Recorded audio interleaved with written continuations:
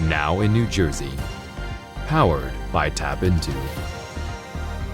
Brought to you by Lakeland Bank. And by Bag Up NJ, a public awareness campaign of the New Jersey Clean Communities Council. Thanks for joining us on this Monday, May 23rd. I'm Kristina Behr. Screams and gunshots rang out at Jersey City Hall Annex. It was all part of a simulation training for first responders, coincidentally in the wake of a mass shooting in Buffalo, New York. TAPinto Jersey City publisher Steve Lennox has the story.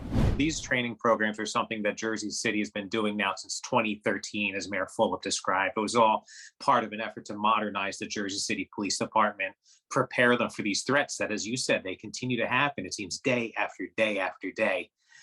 Yet the timing was a bit obvious. It seemed a week after Buffalo and the terrible tragedy that happened there. But this was something that had been planned well in advance. They're doing it about 3 or 4 times a year in Jersey City.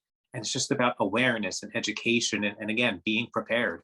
And this also comes on the heels of the shooting that we had, close to home a couple of years ago in the supermarket, the Jewish supermarket. I mean, it just seems like now all of these events are becoming reality, and it's something that we just have to continue preparing for, unfortunately.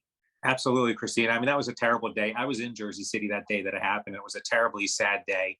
The loss of lives, 3 innocent people there in the food store. Of course, Detective Seals lost his life that day. His beautiful family lost a father.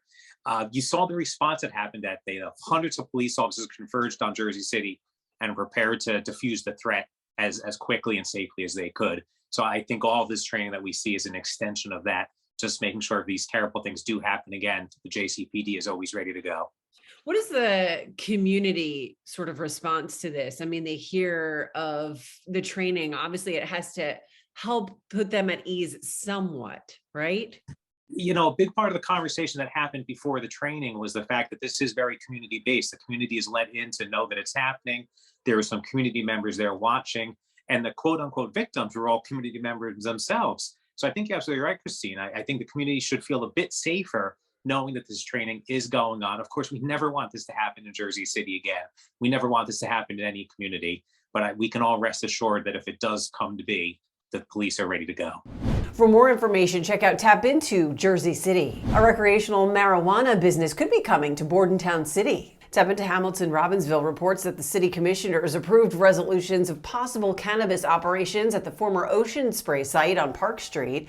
The site's new developer decided not to move forward with a mixed-use plan and instead has offered long-term leasing opportunities to cannabis businesses.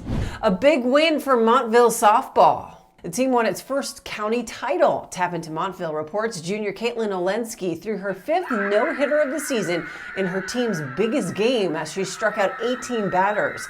She also won the Morris County Tournament MVP award. Up next, a 5K run in Westfield to remember lost loved ones.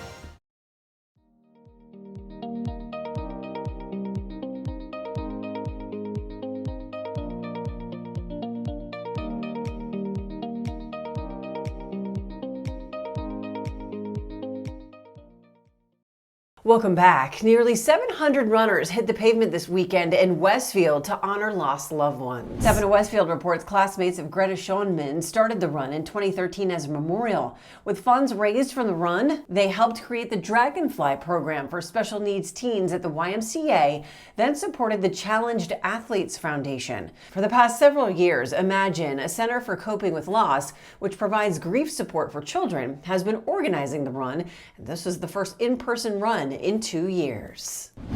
To receive your local news from TAPinto in your inbox every day for free, sign up at tapinto.net/enews. Thank you for joining us. This has been Now in New Jersey, powered by TAPinto, brought to you by Lakeland Bank and Bag Up NJ, a public awareness campaign of the New Jersey Clean Communities Council.